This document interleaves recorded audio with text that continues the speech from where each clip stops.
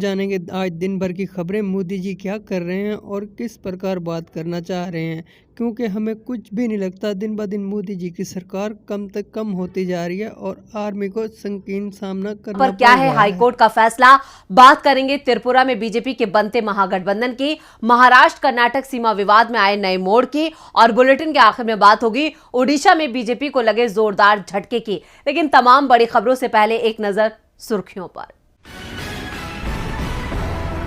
लोकसभा और विधानसभा सीटों का जल्द होगा परिसीमन। केंद्रीय चुनाव आयोग ने जारी किया दिशा निर्देश। 2001 जनगणना के आधार पर किया जाएगा परिसीमन। कर्नाटक के चुनावी दंगल में तेलंगाना के मुख्यमंत्री के चंद्रशेखर राव भी ताल ठोकने को तैयार। जेडीएस के साथ गठबंधन करेगी बीआरएस। बॉम्बे हाईकोर्ट ने खारिज की सीबीआई की याचिका। महाराष्ट्र के पूर्व गृह मंत्री अनिल देशमुख कल जेल से आ सकते हैं बाहर। बढ़त के साथ बंद हुआ शेयर बाजार। सेंसेक्स 361 अंकों की तेजी के साथ 60,927 अंकों पर हुआ बंद। निफ्टी 118 अंकों की तेजी के साथ 18,132 अंकों पर हुआ बंद। ये तो थी सुर्खियां और अब बात आज की सबसे बड़ी खबर की। साल 2022 अब बीतने वाला है। इस साल के 4 दिन बाकी हैं। देश के लिए ये साल काफी उथल पुथल वाला रहा। प्रधानमंत्री नरेंद्र मोदी ने साल के अपने अंतिम मन की बात कार्यक्रम में दावा किया कि ये साल भारत के विकास में महत्वपूर्ण रहा। लेकिन कांग्रेस ने पीएम मोदी के तमाम दावों की पोल खोल दी है, साथ ही कई सवाल उठाए हैं। देखते हैं ये रिपोर्ट। 4 दिन बाद 2023 शुरू हो जाएगा। लोगों को उम्मीद है कि जो परेशानी 2022 में सामने आई वो 2023 में नहीं होगी। 2022 कैसा था, इसे लेकर हर कोई अपने अपने दावे कर रहा है। पीएम मोदी ने मन की बात कार्यक्रम में दावा किया कि 2022 में भारत ने जबरदस्त तरक्की की। ये साल बेहतरीन रहा है। पीएम के इस बयान पर कांग्रेस ने पलटवार किया है। कांग्रेस प्रवक्ता गौरव वल्लभ शुक्ला ने कहा कि साल के जाते जाते बीजेपी ने देशवासियों को दूध के दाम बढ़ाकर तोहफा दिया है और पीएम कह रहे हैं कि ये साल बेहतरीन रहा है। उन्होंने सरकार पर निशाना साधते हुए कहा, मई 2022 के बाद से पेट्रोल डीजल के दामों में बदलाव नहीं हुआ है, जबकि क्रूड के दाम $32 प्रति बैरल कम हो चुके हैं। $1 प्रति बैरल क्रूड सस्ता होने पर 40 से 45 पैसे का फायदा होता है। सरकार आसानी से डीजल पेट्रोल 15 रुपए लीटर सस्ता कर सकती है। महंगाई दर 6.7% है। पूरे साल ये 7% के ऊपर रही थी। प्रति व्यक्ति आय में भारत का स्थान दुनिया में 142वां है। पिछले 8 साल में इसमें गिरावट आई है। बेरोजगारी दर 8.5% है। लगातार ये उच्च स्तर पर बनी हुई है। रुपए की कीमत 10% से ज्यादा गिर चुकी है। जीडीपी दर का अनुमान लगातार कम किया जा रहा है। कांग्रेस प्रवक्ता ने पीएम से सवाल किया, जब किसी भी मोर्चे पर सरकार सफल नहीं हुई तो फिर ये बेहतर साल कैसे रहा? देश की आम जनता परेशान है, महंगाई बढ़ रही है, रोजगार मिल नहीं रहा, आर्थिक स्थिति खराब हो रही है और पीएम मोदी 2022 को बेहतरीन साल बता रहे हैं। कांग्रेस के इस दांव से बीजेपी बेहाल है तो इधर राहुल गांधी भी सियासी दांवपेच के मामले में बड़े खिलाड़ी बन गए हैं। फिलहाल राहुल की भारत जोड़ो यात्रा ब्रेक पर है, लेकिन इस ब्रेक के दौरान भी राहुल गांधी खबरों में बने हुए हैं। तो यात्रा के विराम के दौरान क्या कर रहे हैं राहुल गांधी, देखते हैं ये रिपोर्ट। भारत जोड़ो यात्रा की कामयाबी ने राहुल गांधी को अब एक ब्रांड बना दिया है। 3000 किलोमीटर पदयात्रा करने के बाद राहुल की यात्रा फिलहाल विराम पर है। 3 जनवरी को राहुल गांधी की अगुवाई में यात्रा यूपी में एंट्री करेगी। लेकिन उससे पहले आज राहुल गांधी दिल्ली के खान मार्केट में बहन प्रियंका गांधी की बेटी मिराया गांधी वाड्रा के साथ नजर आए। आज भी राहुल गांधी टी शर्ट में ही थे। आज दिल्ली का तापमान 4 डिग्री से नीचे था। दिल्ली में गजब की ठंड है। उस दौरान Rahul dark blue T shirt पहने थे। इससे पहले सोमवार को राहुल गांधी टी शर्ट में ही सुबह सुबह राजघाट पहुंचे, जहां उन्होंने सभी महापुरुषों को श्रद्धांजलि दी थी। लेकिन सबसे ज्यादा चर्चा पूर्व प्रधानमंत्री अटल बिहारी वाजपेयी की समाधि पर जाने की हुई, जहां उन्होंने फूल चढ़ाए। राहुल के इस कदम ने उन्हें देश के सभी अखबारों के पहले पन्ने पर जगह दी थी। यानी राहुल गांधी वो सभी दांव पेच चल रहे हैं जो पीएम मोदी अपनाते हैं। राहुल गांधी ने 2022 में ही 2024 के लिए अपने कदम आगे बढ़ा दिए हैं। खबरों की सुर्खियों में बने रहना अब राहुल गांधी को भी आ गया है। सोमवार को राजघाट पहुंचे राहुल गांधी तो आज दिल्ली के मार्केट में खरीद भगवान राम का सिर्फ उदाहरण दिया था। उन्होंने कहा था, भगवान राम की खड़ाऊ बहुत दूर तक जाती है।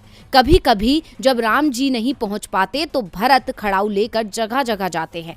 ऐसे ही हम यूपी में खड़ाऊ लेकर आए हैं। अब खड़ाऊ आ गई है तो राम जी भी आएंगे।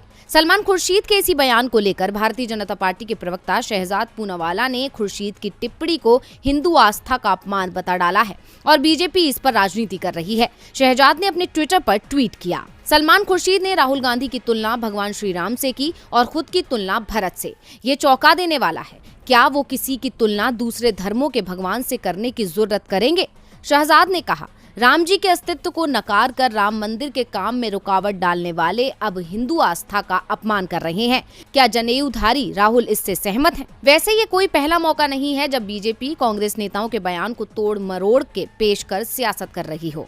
दरअसल बीजेपी को तकलीफ राहुल की यात्रा से है, जिसको जनता का जबरदस्त समर्थन मिल रहा है। इसलिए बीजेपी यात्रा और राहुल को बदनाम करने के लिए नए नए हथकंडे अपना रही है। अब बीजेपी सलमान खुर्शीद के बयान पर बखेड़ा करने की कोशिश कर रही है। बात का बतंगड़ बनाना बीजेपी की आदत है। इस आदत से अब कांग्रेस भी वाकिफ है, इसलिए कांग्रेस भी बीजेपी को घेरना जानती है। वैसे सिर्फ कांग्रेस ही बीजेपी को नहीं घेर रही, बल्कि अदालत में भी बीजेपी की सरकार घिरती जा रही है। उत्तर प्रदेश निकाय चुनावों को लेकर हाईकोर्ट का बड़ा फैसला आया है। इलाहाबाद हाईकोर्ट की लखनऊ बेंच ने यूपी सरकार को झटका देते हुए निकाय चुनावों के लिए 5 दिसंबर को जारी ड्राफ्ट नोटिफिकेशन को खारिज कर दिया है। इसके साथ ही राज्य सरकार को बगैर आरक्षण निकाय चुनाव कराने का आदेश दिया है। देखते हैं ये रिपोर्ट। यूपी नगर निकाय चुनाव को लेकर आज इलाहाबाद हाई कोर्ट ने अपना फैसला सुना दिया है, जिसके बाद राज्य में निकाय चुनाव का रास्ता साफ हो गया है। कोर्ट ने अपने फैसले में साफ तौर पर कहा है कि राज्य में इस बार निकाय चुनाव बिना ओबीसी आरक्षण के होगा। इस मामले में हाई कोर्ट की लखनऊ बेंच ने फैसला सुनाया है, जिसे यूपी सरकार के लिए बड़ा झटका माना जा रहा है। हालांकि इस दौरान कोर्ट ने राज्य सरकार को डबल झटका देते हुए ड्राफ्ट नोटिफिकेशन को खारिज कर दिया।